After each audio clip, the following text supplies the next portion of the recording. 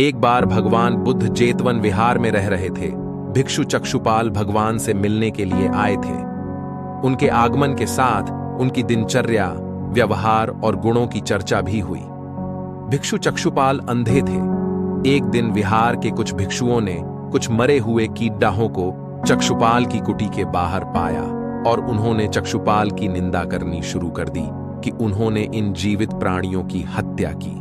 भगवान बुद्ध ने निंदा कर रहे उन भिक्षुओं को बुलाया और पूछा कि क्या तुमने भिक्षु को कीड़े मारते हुए देखा है? उन्होंने। इस पर भगवान बुद्ध ने उन साधकों से कहा कि जैसे तुमने उन्हें कीड़ों को मारते हुए नहीं देखा, वैसे ही चक्षुपाल ने भी उन्हें मरते हुए नहीं देखा और उन्होंने कीड़ों को जानबूझकर नहीं मारा है, इसलिए उनकी भर्त्सना करना उचित नहीं है। भिक्षुओं ने इसके बाद पूछा कि चक्षुपाल अंधे क्यों हैं? उन्होंने इस जन्म में अथवा पिछले जन्म में क्या पाप किए?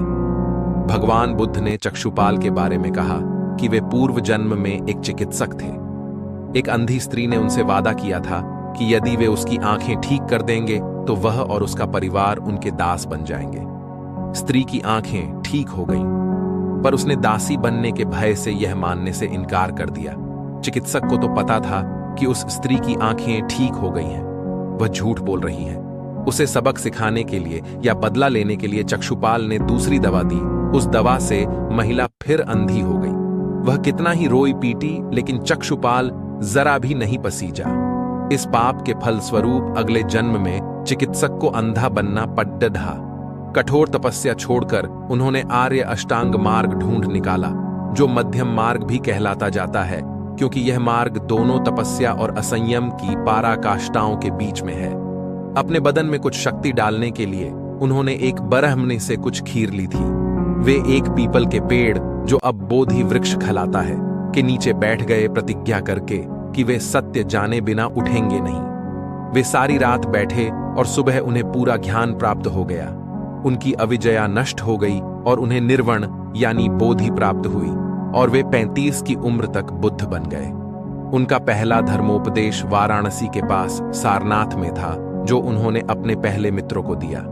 उन्होंने भी थोड़े दिनों में ही बोधि प्राप्त कर ली। फिर गौतम बुद्ध ने उन्हें प्रचार करने के लिए भेज दिया।